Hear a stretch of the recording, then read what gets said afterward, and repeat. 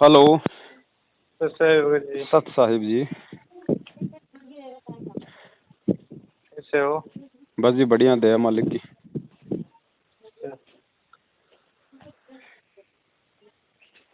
बताओ जी। भगत जी वो एक मेरे समस्या आई, वो समाधान करना। बताओ। वो क्या हुआ था, मैंने 14 अप्रैल को नाम दीक्षा ली थी, उसके बाद वो मर्यादा में से ठीक रही नहीं अभी। जी। तो मैंने वैक्सीन ही लगा दी और वो क्या थोड़ा शादी विवाह में चला गया, मेरी मर्यादा भंग हो गई, इसलिए मुझे अब वो आपका सत्संग सुना फिर बहुत पछतावा हो रहा है। कहाँ चले गए थे बीच में? वो शादी में चला गया था एक दो अच्छा बार, अच्छा और बस वो कैसे हो गया, जन्मदिन पे चला गया। अच्छा अच्छा अच्छा। वो मर्यादा भंग हो गई, इसलिए वो आपका सत्संग सुना, उसके बाद बस बहुत पछतावा हो रहा है मुझे। और नाम कब लिया था? वो 14 अप्रैल को लिया था, 13-14। इसी महीने? वे अभी 2-3 महीने पहले? हाँ। अच्छा अच्छा अच्छा। देखो भगत जी, सबसे बड़ी जो गलती भगत समाज जो करता है ना, सबसे बड़ी गलती यही करता है कि सत्संग पहले अच्छे से नहीं सुनते। और गुरुजी हमेशा इसी बात पे जोर देते हैं कि भाई नाम चाहे 6 महीने बाद में ले लो, कोई दिक्कत नहीं है, मैं नाम ही देने आया हूँ, कोई भेड़ बकरी चराने नहीं आया। आराम से इस ज्ञान को समझो, सत्संग में आओ, डीवीडी ले जाओ, सीडी ले जाओ। ये जरूरी नहीं होता कि हम एक ही बार आश्रम में जाएं और पहली बार में नाम ले लें, ऐसा नहीं वो होता मैं भगत जी। वो आश्रम में नहीं गया था, यहाँ पर वो नाम दीक्षा केंद्र पे ली थी। जी जी जी, तो है ना, अब ये सबसे बड़ी गलती यही हो जाती है, फिर ज्ञान के अभाव में फिर हम मर्यादाओं का हनन कर देते हैं। अब हाँ देखो वो भगत जी, दूसरी बात ये भी है कि ऐसा कोई भगत है भी नहीं जो नाम लेके नाम नहीं तोड़ता हो। मर्यादा सबसे हाँ खंडित होती है भगत जी, ऐसा कोई भगत नहीं है सतगुरुदेव जी को छोड़ के जो अपनी मर्यादाओं को खंडित ना करता हो। तो वो अनजाने में होती हैं, कुछ जानबूझ के हो जाती हैं, कुछ किसी के दबाव में हो जाती हैं। और हाँ होती इसलिए क्योंकि ज्ञान को आधार नहीं बना पाते। अगर ज्ञान समझ में आ जाए तो आदमी पूरी दुनिया से ना लड़ जाए। हाँ। तो अब वो फिर ऐसा है आपसे। वो मेरे जी बताओ। बताओ बताओ। वो मेरे परिवार वाले सब विरोध करने लगे, इसलिए वो थोड़ा बहुत हो गया था। हमारे गांव में एक ही हूँ, अच्छा। इसलिए सब लोग कहने लगे वो ऐसा रामपाल है रामपाल, इसलिए मेरे को बहुत दुख होता है कभी भी। अब देखो, अब आप दोबारा से जुड़ना चाह रहे हो, अब क्या हाँ गारंटी है भगत जी कि आप फिर से नाम खंडित नहीं करोगे, मर्यादा नहीं तोड़ोगे? अब भी वो आपका तो वही परिवार है, वो भी उतना ही विरोध करेंगे, गांव वाले भी वैसे ही कहेंगे, तो फिर अब कैसे करोगे? अब जो भी होगा देखा जाएगा। नहीं नहीं, ऐसा नहीं भगत जी, फिर जो भी होगा देखा जाएगा मतलब तोड़ दोगे फिर से मर्यादा? नहीं, मर्यादा तो नहीं तोड़ूंगा मैं, अभी तो टूटा तो नहीं, मतलब कभी कहीं कहीं गलती 2-3 बार हो गई ऐसे। तो जो भी होगा देखा जाएगा मतलब तो ये हो गया कि वो तो उस समय देखेंगे क्या होगा क्या नहीं होगा। हाँ वो तो है। तो भगत जी अभी भी कितनी कमजोरी है ना। आप एक काम हाँ करो भगत जी, हाँ अब नाम तो आपको मिल गया जैसा भी है। हाँ। अब परमात्मा कहते हैं कि आड़ी जो होता है ना, किसान, हम्म वो खेत में जब बीज डालता है तो बीज चाहे उल्टा गिरो चाहे सीधा गिरो बीज जामता है। हम्म तो ऐसे ही परमात्मा का नाम है भगत जी, इसको मर्यादा में रह के जाप करोगे तो भी अपना काम करेगा, ना मर्यादा में रह के जाप करोगे तो भी अपना काम करेगा।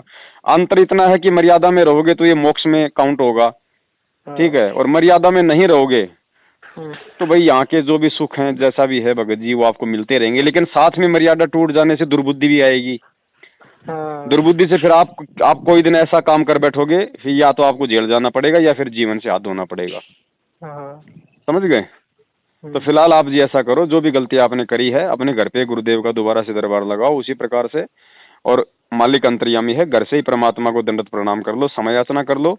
अब जैसे आपके अंदर के भाव होंगे ना, आप क्या हम्म सोच के दोबारा से भक्ति शुरू कर रहे हो, आप कितना संघर्ष कर पाओगे नहीं कर पाओगे, ये सारी बातें परमात्मा से छुपी हुई नहीं है। तो उसी अनुसार परमात्मा आपको राहत देना शुरू करेगा, उस अगर वे उचित समझेंगे तो, हम्म क्योंकि उससे कुछ भी छुपा हुआ नहीं है। अब मैं तो आपसे बात कर रहा हूँ, मुझे तो नहीं पता, लेकिन परमात्मा हाँ। को पता है कि दोबारा ये कब नाम तोड़ेगा, ये कब मर्यादा खंडित करेगा, मेरे शरण में रहेगा या नहीं रहेगा।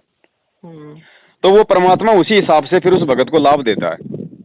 पर मेरे वो घर पे कोई दरबार नहीं है, बस मैं तो फोन पे देखता देखता तो वो दरबार लगाओ नाम घर लिया। पे, दिक्कत क्या है भगत जी? अपना जो भी बस आपका एक कमरा है, कोई भी एक साइड ऐसी हो, वहाँ गुरु जी की फोटो लगा लो। और दरबार लगाने का मतलब ये थोड़ी कि वहाँ पे कोई बहुत ज्यादा कोई वो साजो साज करना है। वो तो आज मेरे घर पे मैं दरबार लगाया था, मेरे पिताजी ने वो तस्वीर छीन ली मेरे पास। तो बताओ फिर आप कैसे भक्ति करोगे? जब आप इतना ही विरोध नहीं कर पा रहे, इतना संघर्ष नहीं कर पा रहे हो, तो फिर कैसे भक्ति करोगे? है भाई। हम्म। अब आप किसी स्कूल में जाओ और आपको वहां तो मेरे को जो है वो किताबें वगैरह खोज लेते हैं बच्चे, तो बताओ फिर कैसे आप वो पढ़ाई कर पाओगे जब आप इतना ही हिम्मत नहीं करोगे तो? भगत जी आप सत्संग सुनो, अभी सबसे बड़ा उपचार आपके लिए यही है बड़े भाई। जब तक गुरुजी नहीं आ जाते हैं ना, तब तक आप जी सत्संग सुनो भगत जी, और कोशिश करो मर्यादा पूरी निभाने की, संघर्ष करने की। बाकी जो नाम मिला हुआ है आप उसका जाप भी करते रहो। अगर मर्यादाएं अपनी ठीक कर लोगे तो परमात्मा का तो ऑटोमेटिक सिस्टम है भगत जी। अगर गाड़ी अगर अगर पटरी पे आ जाएगी तो हवा की तरह दौड़ेगी, और गाड़ी अगर पटरी से नीचे रहेगी तो वो कैसी क्या चलेगी वो आपको पता है। हाँ। तो आप सत्संग सुनो भगत जी, अभी ज्ञान की बहुत ज्यादा वो कमी है। और जब तक भगत जी हम ज्ञान पे दृढ़ नहीं होंगे ना, भक्ति पे दृढ़ नहीं हो सकते भाई, चाहे कितनी कोशिश कर लें। तो यही उपचार है भगत जी, और कोई उपचार नहीं है फिलहाल। जो आपके अंदर जो कमियां हैं, जो आपको लगती हैं कि आप जी किस कारण से संघर्ष नहीं कर पा रहे हो, इतनी हिम्मत नहीं कर पा रहे हो, ये ज्ञान और भगवान मिलने के बाद भी उन कमियों पे ज्यादा फोकस करो, और गुरुदेव को दंडोत करके प्रणाम करके मालिक से हिम्मत मांगते हुए भगत जी आगे बढ़ो।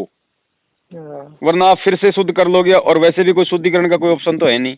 अब आप कहाँ से नाम शुद्ध करवाओगे? आपको ये भी मालूम पड़ गया होगा अब तक तो कि ये नामदान केंद्रीय फर्जी है, गुरुजी का कोई नाम देने का आदेश ही नहीं है, तो शुद्ध कौन करवाएगा भाई? मैंने तो आपका दो सत्संग सुना था। एक वो अभी वो अवतार दिवस मनाया था ना, वो उस दिन, और एक कभी देखा, दो तीन बार देखा। चलो कोई बात नहीं, मेरी तो आपसे यही प्रार्थना है भगत जी, फिलहाल आप गुरुजी के सत्संगों को आधार बनाओ और मर्यादा निभाने की कोशिश करो। जिस दिन आपको लगे कि अब मैं तैयार हो गया, अब मैं संघर्ष कर सकता हूँ, उस दिन आप जी गुरुजी को दंडवत प्रणाम करके और परमात्मा से संकल्प कर लेना कि परमात्मा आज से पहले जो भी गलती हुई सो ही मालिक, आज के बाद ये आपका दास कोई गलती नहीं करेगा, संघर्ष करेगा। और फिर वही बात है भगत जी, अंतर्यामी है भगवान। वो सार नाम कब लेना पड़ा? सतनाम भगत जी प्रथम नाम तो आपसे उठाया नहीं जा रहा, सार नाम का क्या करोगे? सतनाम बोल रहे तो वो होता है साथ रहते मालिक। अब वो तो बहुत दूर की बात है भगत जी, उनके बारे में तो सोचना भी फिलहाल मतलब समय की बर्बादी है। अभी आप देख लो ना, आपसे प्रथम नाम ही नहीं निभाया जा रहा, आप सार नाम की बात कर रहे हो। कोई देखा देखे का काम थोड़ी है भगत जी। वही बात है, वो गिलोल चलानी तो आती नहीं, बोल रहा भाई AK-47 कहाँ मिलेगी? वो हाथ लग गई तो फिर मारोगे बहुत सारों को, तुम भी मरोगे जैसे मैनेजमेंट वाले मार रहे हैं लोगों को, गाड़ियां निकाल के लठों से उल्टे कुकर्म करके। यानी सारनाम लेने के बाद गलती करने का मतलब है खुद की मौत। गुरुजी ने स्पष्ट कह रखा है, सारनाम मिलने के बाद अगर मर्यादा तोड़ दी, सदा सदा के लिए परमात्मा उसे रिजेक्ट कर देता है, तो खुद की मौत हो गई ना।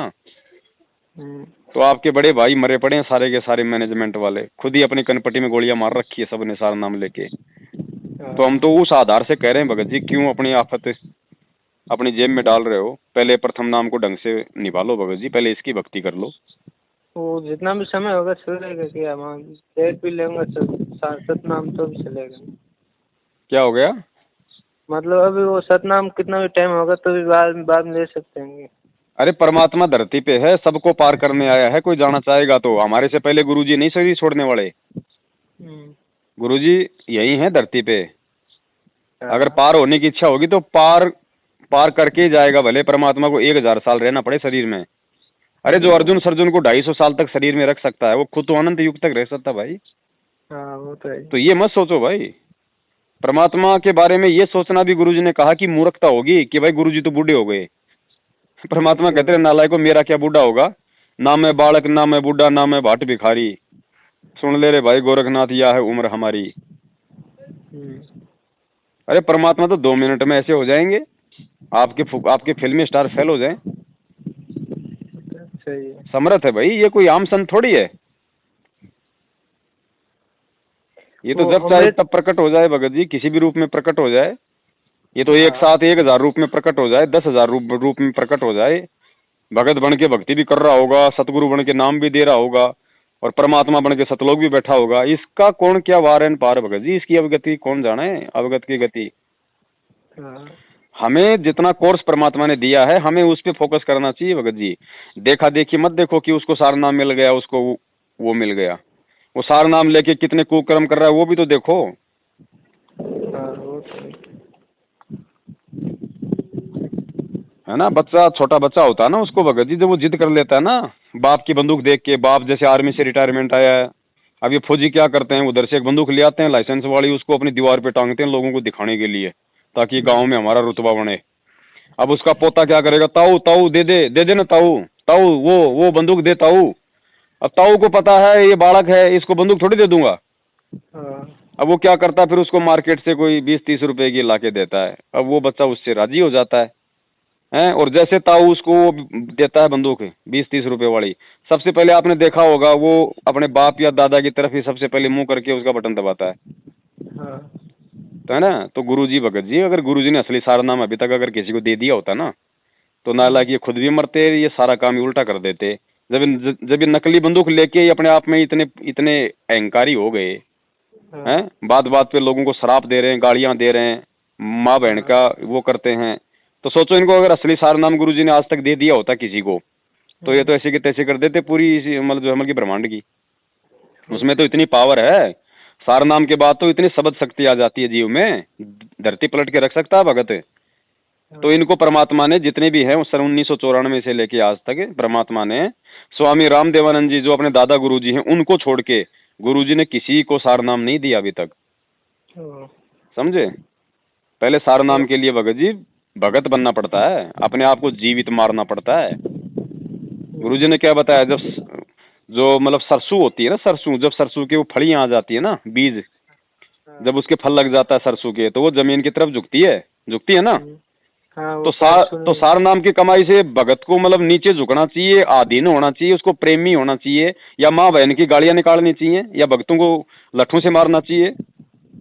तो ये क्या कर रहे हैं सारनाम लेके, गुरुजी का भाई बेटा बंधु रिश्तेदार जवाई बड़े बड़े, ये भक्तों के घरों में जा जाके उनको बेचारों को जानवरों की तरह मार रहे हैं, माँ बहन की खुलेआम गालियां निकाल रहे हैं। इनका वर्ल्ड कोऑर्डिनेटर देश राज जो सबसे बड़ा भगत माना जाता है, सारनाम जिसको प्राप्त है, वो मुझ पवन दास को फोन करके कहता है कि तेरे मुंह में मूत दूंगा, तेरी छोरी को मैं कोठे पे बैठा दूंगा।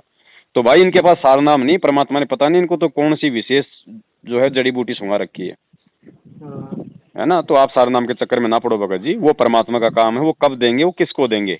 परमात्मा कहते हैं बिन ही रसना नाम चलत है निर्वाणी से नेहा, और गरीब दास बोडल में दीपक छानी नहीं सनेहा।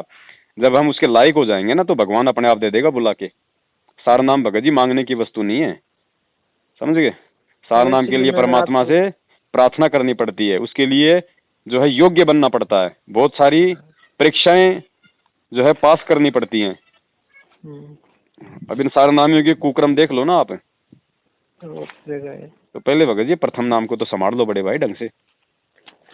वो इसीलिए आपके वो ग्रुप से मुझे जोड़िएगा। चलो मैं जोड़ देता हूँ, आपका व्हाट्सएप नंबर ये है क्या? हाँ। तो मुझे सत साहिब लिख के भेज दो, इस नंबर से मैं जोड़ दूंगा आपको, ठीक है जी। हाँ सत साहिब।